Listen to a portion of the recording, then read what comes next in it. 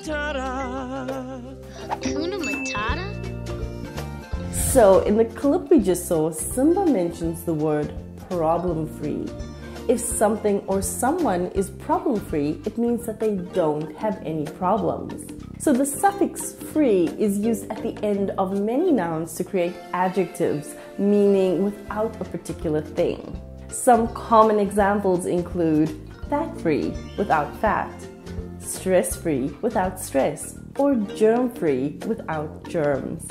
But before we continue learning with today's lesson, every week we publish new lessons like this one to help English learners like you understand fast-speaking natives without getting lost, without missing the jokes, and without needing subtitles. So join our global community of over 6.5 million learners by hitting that subscribe button and bell down below so you never miss out on any of our new lessons.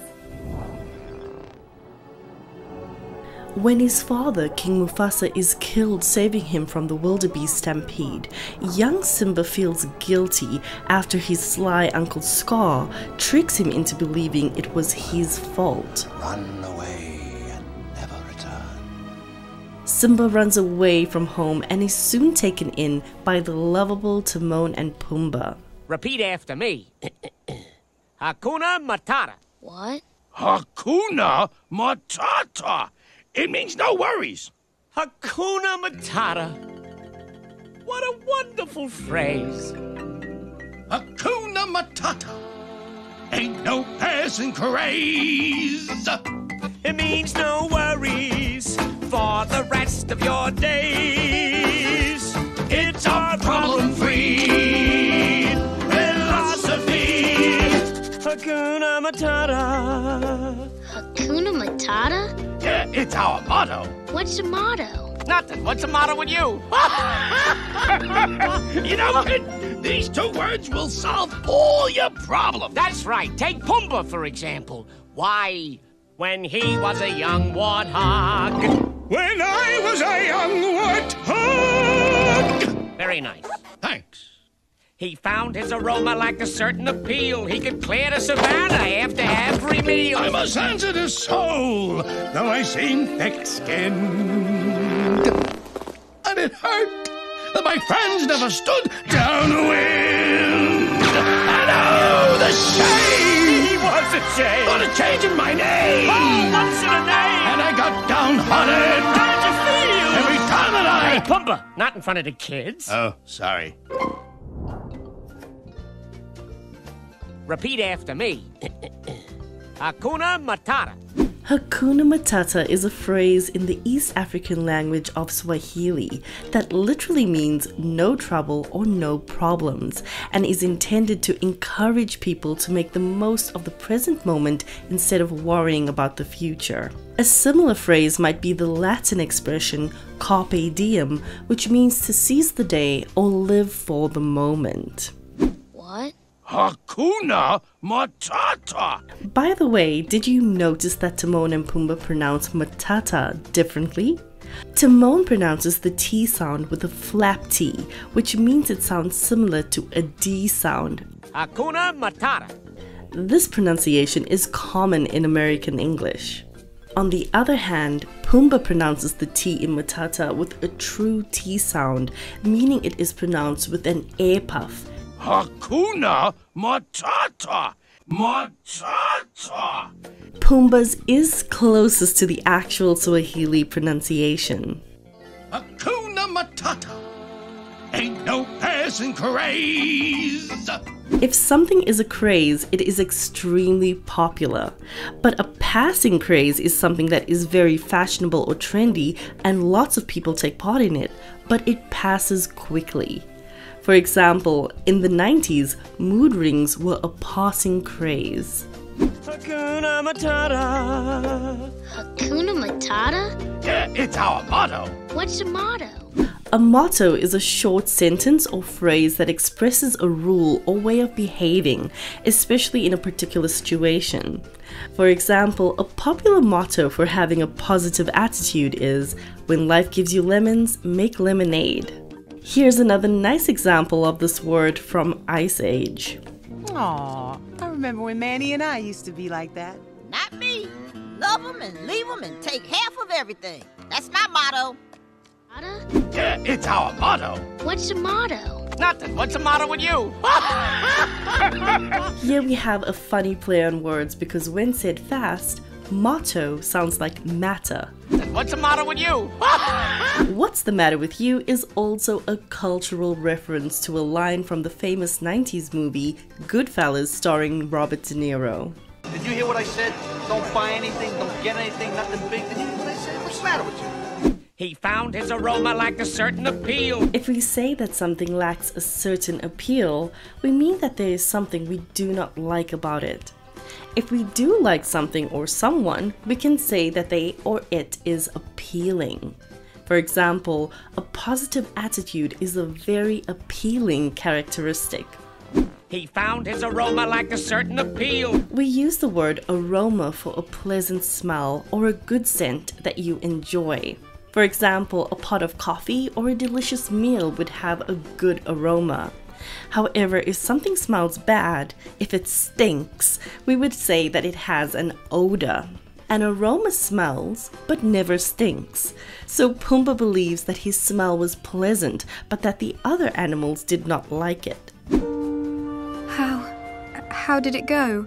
Just perfect. This time you can describe their beautiful aroma to me. He could clear the savannah after every meal. The word clear has several meanings. Which of these clips shows the same meaning as in the scene?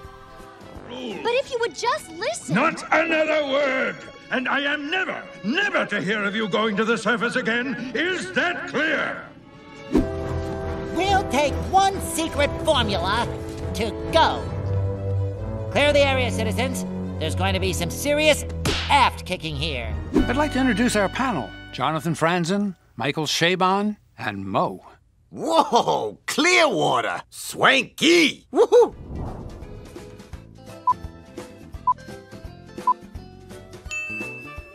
Clear the area, citizens. There's going to be some serious aft kicking here. The answer is B. To clear an area as Pumbaa and SpongeBob did means to empty a space or make everyone leave a particular place. In The Little Mermaid, when King Triton asks if that is clear, he means, do you understand?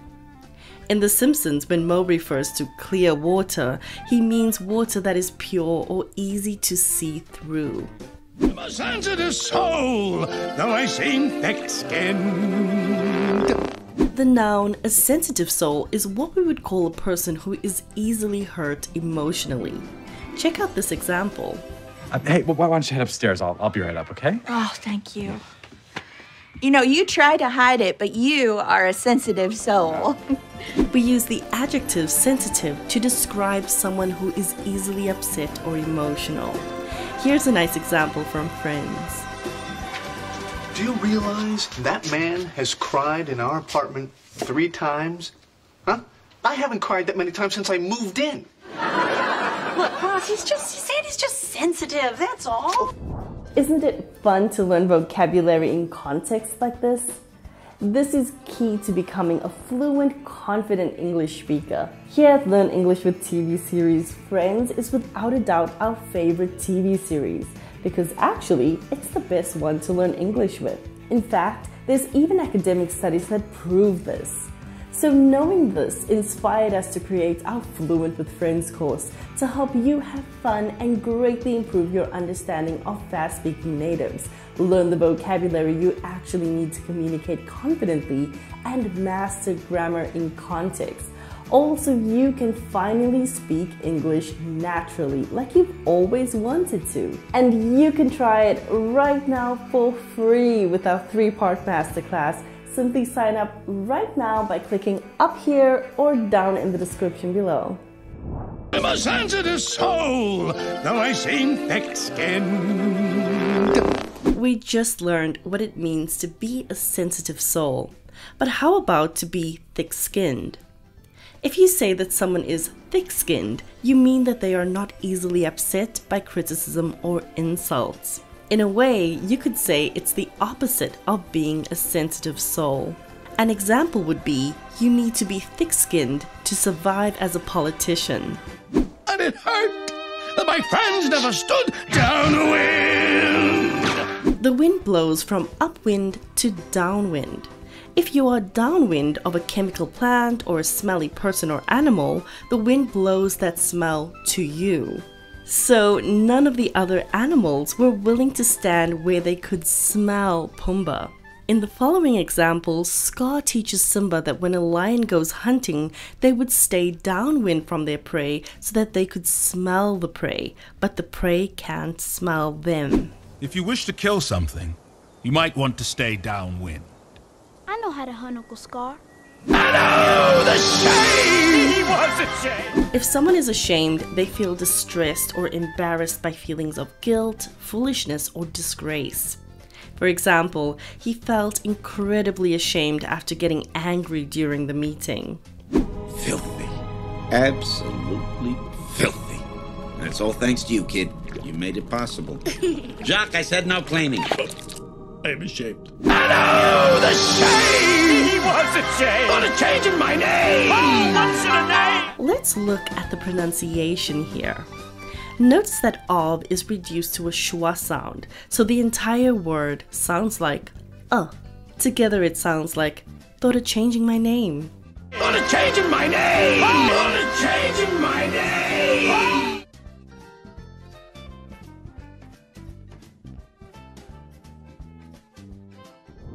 I got downhearted! If you are downhearted, you are feeling sad and discouraged. For example, the boy was downhearted after he failed the exam. Oh, gosh, he seems so, I don't know, so downhearted, Big Mama. Well, you can't blame him, honey. He was dropped out here and left all alone without a friend in the world. Soon, Simba starts to accept the Hakuna Matata motto and embraces his life with his two new friends. Let's take a look.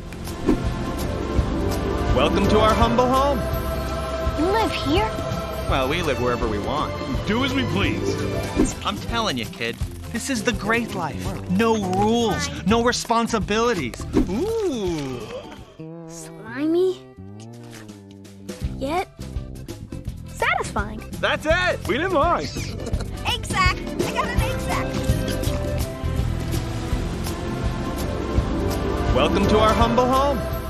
When someone welcomes you to their humble home, it means that they feel that their house is ordinary and not very special. It is often meant to be humorous. So when someone says, "Welcome to my humble home," they are saying, "Don't judge me by my surroundings, my hospitality will make up for it." You live here? Well, we live wherever we want. Do as we please. When Pumbaa uses the expression, "we do as we please," he means that he and Timon eat and do whatever they want, whenever they want. An example would be when she asked her parents if she could go out, they responded, "Go or don't go. Do as you please." That, my friend, is a lion. What about food? Have you thought about feeding that thing? Yeah, I'm starved. I could eat a whole zebra. Oh, here we go. Which of these is the opposite of starved? Hungry, full, stuffed.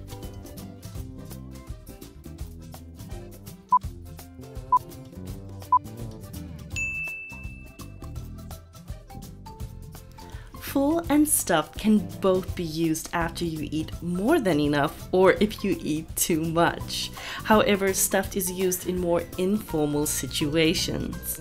"I could eat a whole zebra" is a play on the common expression, "I could eat a whole horse," which means that you are so hungry you could eat more than you usually do. Boy, oh boy, I'm 1,700 hungry. I could literally eat a horse right now. No, kid. We're fresh out of zebra. Any antelope? Uh-oh. To be fresh out of means that you have just recently sold or run out of a supply of something. Sorry, gents, we're fresh out. I only make one batch a day. When they're gone, I'm done. Any antelope? Uh-oh. Here, Simba asks the question, "Do you have any antelope?" But as you can see, he omits the auxiliary verbs do and have, as well as the subject you. It is very common for native speakers to omit the auxiliary in questions, especially in casual conversations. The key is to pay close attention to the intonation used, as questions usually end in rising intonation. Let's take a look at some examples. Where'd you get that? In my mom's closet. You like it? Not too retro. Rachel, any messages? Sophie's desk. No, listen, kid, if you want to live with us, you have to eat like us. Let's look at the connected speech here. First, Timon reduces you to ya. Then the O sound in to is pronounced with a schwa, so it sounds like ta. We can hear that have and to flow into each other, so together it becomes, you have to eat like us. You have to eat like us.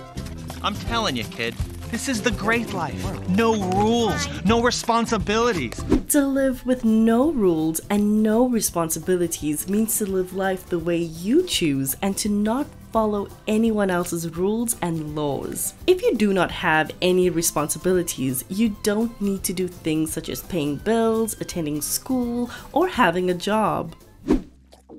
Slimy, yet satisfying. When something is slimy, it feels thick, wet, and unpleasant. When something is satisfying, it gives you fulfillment or the pleasure associated with it. So when Simba swallows the bug and says slimy yet satisfying, he means that at first it feels unpleasant, but then it leaves him feeling pleasant. That's it! We live life! Exact! I got an exact! Repeat after me. Hakuna Matata. What? Hakuna Matata. It means no worries. Hakuna Matata. What a wonderful phrase. Hakuna Matata. Ain't no passing craze. A passing craze is unpopular, popular and lasts a long time. Popular but doesn't last a long time.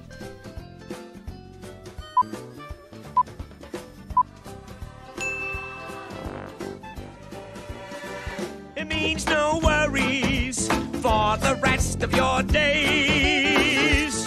It's our problem-free philosophy. Hakuna Matata. Hakuna Matata? Yeah, it's our motto. What's the motto? Nothing. What's the matter with you? You know, kid, these two words will solve all your problems. That's right. Take Pumbaa, for example. Why, when he was a young warthog. When I was a young warthog. Very nice. Thanks. He found his aroma lacked a certain appeal. He could clear the savannah after every meal. What is the opposite of aroma? Taste, odor, sight.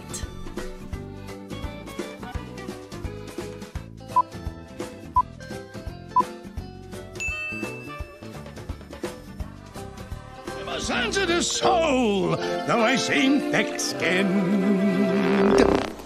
And it hurt that my friends never stood downwind. And oh, the shame! He was a shame. For the change in my name. Oh, what's in a name? And I got downhearted. How did you feel? Every time that Hey, Pumbaa, not in front of the kids. Oh, sorry. Yeah, I'm starved. I could eat a whole zebra. Oh, here we go. No, kid. We're fresh out of zebra. What does being fresh out of mean? You have recently run out of something. You have some products left. You want to get some fresh air.